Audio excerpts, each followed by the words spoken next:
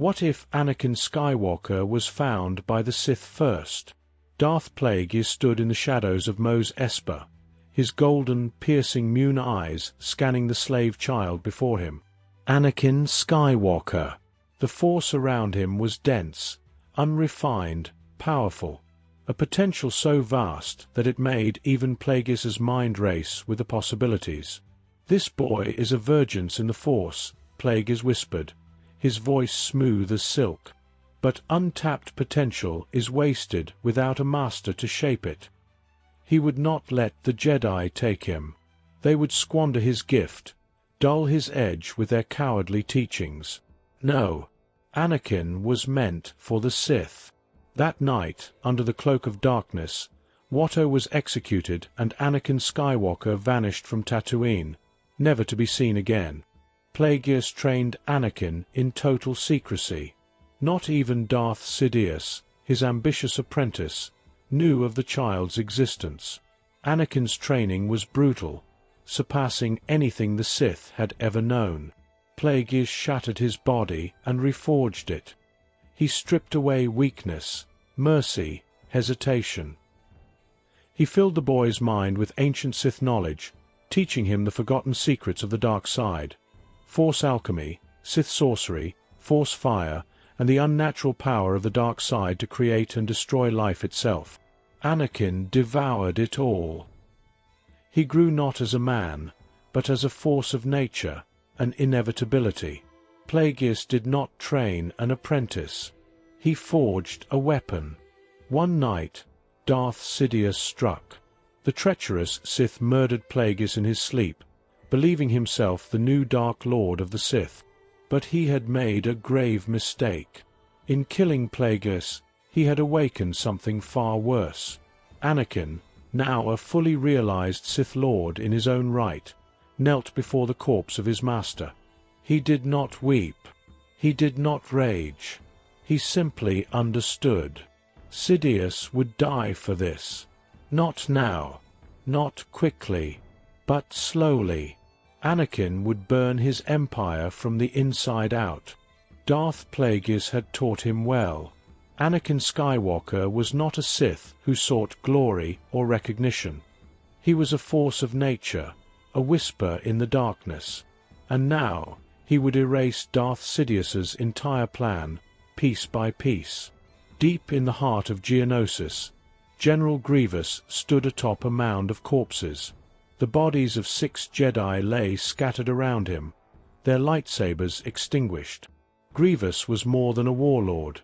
He was a Jedi killer, a precision weapon crafted for terror. And yet, he had no idea he was being hunted. Anakin stalked him from the shadows, a silent phantom, watching the cyborg relish in his victories. Anakin had intercepted a transmission. Sidious had instructed Dooku to meet Grievous. The two were to discuss their strategy for the war, and Grievous was only here to test his new skills on Jedi prey. Anakin waited until Dooku's ship exited Geonosian orbit. Then he struck.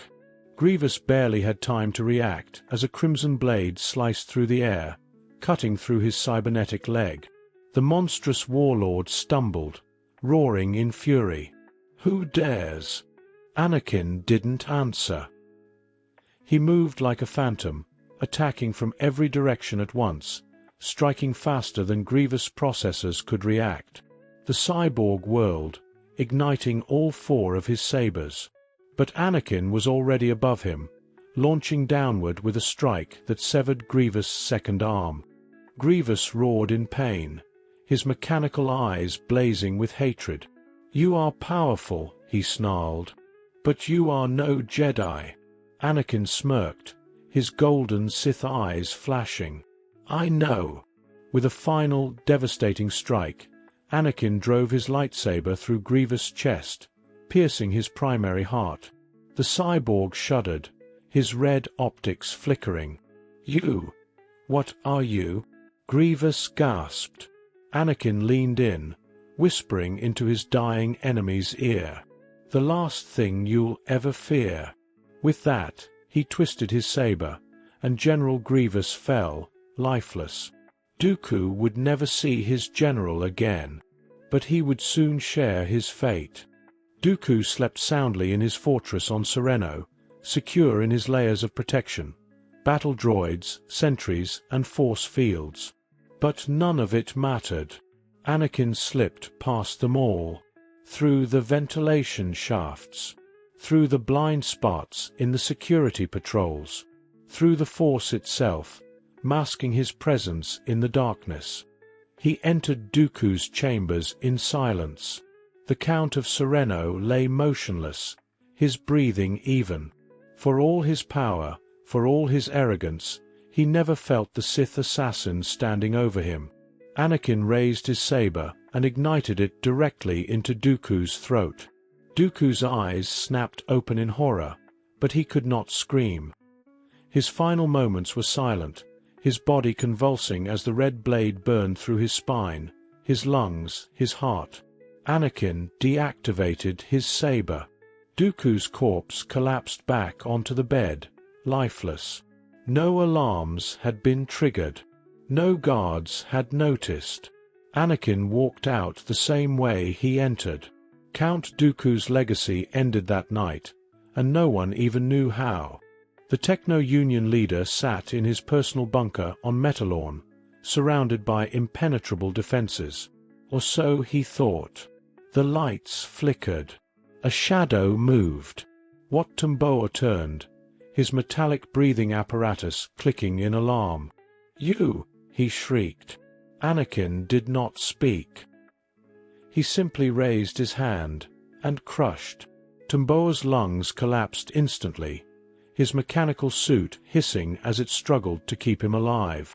The Skakoan clawed at his chest, gasping for breath. "No, please." Anakin tightened his grip. Wat Tamboa's body convulsed violently before his skull caved in, crushed by an invisible vice. His corpse slumped over his control panel, alarms blaring. By the time the security droids arrived, Anakin was already gone. Newt Gunray sat on Cato Neimoidia, gloating about his untouchable position. Then the power in his palace failed. Guards rushed into the throne room, weapons raised. Gunray trembled, gripping the armrests of his chair. "Who's there?" The shadows answered. The guards dropped one by one, their throats slashed open before they could even raise their blasters. Then, silence. A pair of golden Sith eyes glowed in the darkness. Newt Gunray screamed. The blade came fast, merciless. By the time his final breath left his lips, Anakin was already gone. Two Jedi, a master and his Padawan, tracked the rumors of the Phantom to the ruins of an old temple. "Master, something is here," the Padawan whispered. The Jedi ignited his saber. "Stay close." The shadows moved. Anakin struck first, his saber slicing through the Padawan's spine before he even felt it. The Master roared in fury, leaping at the Sith with a desperate attack. Anakin caught the Jedi's blade mid-air, using the Force to twist it out of his hands. The Jedi gasped. Anakin thrust forward. The Jedi staggered back, looking down at the red blade piercing his chest. "You!" Anakin twisted the saber. The Jedi collapsed, dead. Anakin stood over the bodies. No witnesses. No records. Only rumors of a shadow in the dark. Sidious would feel the deaths, but he would never find the culprit. He could feel something hunting him, an enemy that knew his every move, that struck at his weakest points. The Dark Lord of the Sith was afraid. Sidious, desperate for a new apprentice, searched the galaxy for a replacement. And Anakin presented himself. He feigned ambition.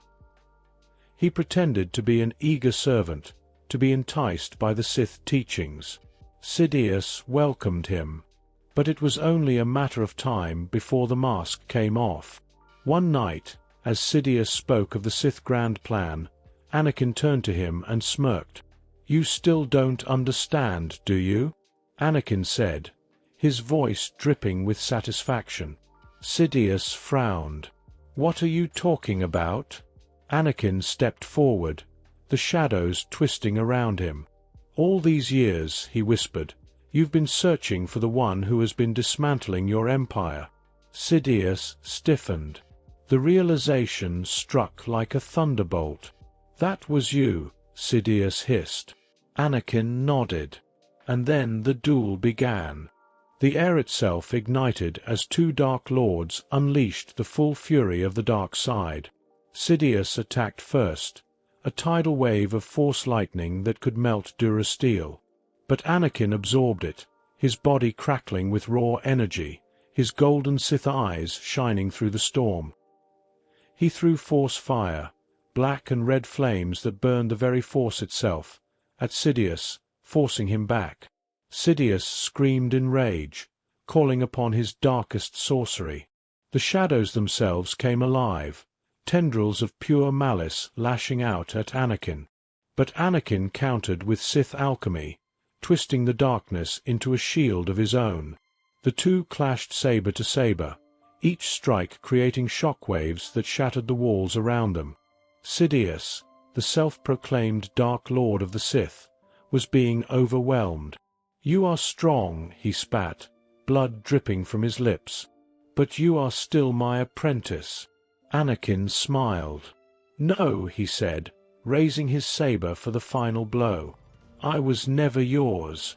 With a brutal, merciless strike, Anakin decapitated Sidious, ending the Sith's reign. The body of Darth Sidious collapsed, lifeless. The Sith had not been destroyed. They had been reborn. Anakin Skywalker stood on the ruins of his fallen enemy. The galaxy was now his for the taking. But he did not wish to rule. Not yet. The Jedi were still a problem. They had been Sidious's enemies. Now, they would be his. Anakin turned his gaze to the stars, his golden eyes burning.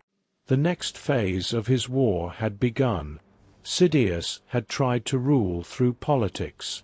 Anakin would rule through power. He would burn the Jedi to the ground. He would remake the galaxy in the image of true strength. He was no longer an apprentice. He was Darth Vader, and the galaxy would kneel before him. Drop the scenarios you would like to see in the comments, and I will pick one every week. I hope you enjoyed this video. See you in the next one.